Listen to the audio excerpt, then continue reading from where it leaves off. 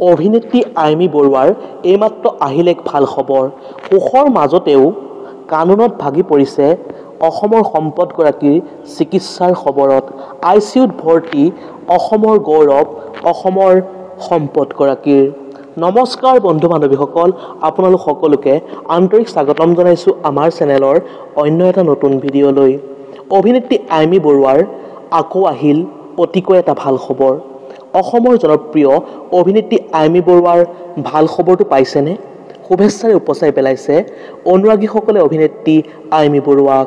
কিন্তু ইমান সুখবৰ মাজতেই অভিনেত্ৰী আইমী বৰুৱাই ক'লে, হে ভগৱান, অতি সোনকালেই তেখেতক সুস্থ কৰা। কোন তেখেত? সবিশেষ জানিবলৈ ভিডিঅ'টো প্ৰথমৰ পৰা শেষলৈকে অলপো স্কিপ নকৰাকৈ চাই থাকিব। মোৰ আপোনাৰ সকলোৱে প্ৰিয় অভিনেত্ৰী আইমী বৰুৱাই দিলে এক ভাল খবৰ।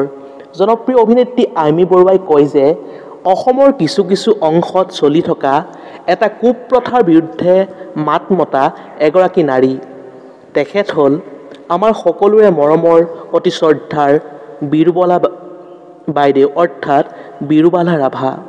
সমাজৰ বাবে অতিকৈ ভাল কাম কৰা বিৰুবালা বাইদেউৰ জীৱনক লৈ আইমী বৰুৱাই নিৰ্মাণ কৰিছে BTS অফ ডকুমেণ্টেৰী বিৰুবালা নামৰ এখন চিনেমা।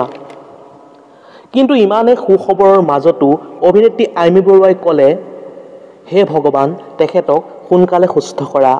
আচলতে বিৰুবালা বাইদেউ কেইদিনমানৰ পৰা গা বেয়া হৈ আছে। GMCত ভৰ্তি হৈ আছে বিৰুবালা বাইদেউ। জানিব পৰা মতে যোৱা 2 দিন ধৰি ICUত ভৰ্তি হৈ আছে অসমৰ গৌৰৱ বিৰুবালা বাইদেউ।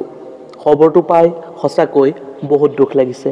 আমিও আমাৰ চেনেলৰ তৰফৰ পৰা বিৰুবালা বাইদেউৰ খুব সোনকালেই স্বাস্থ্য উন্নত হওক, সুস্বাস্থ্যৰ অধিকাৰী হওক, সেয়াই কামনা ভগৱানৰ শ্ৰীচৰণত। ধন্যবাদ। জয় আই অসম।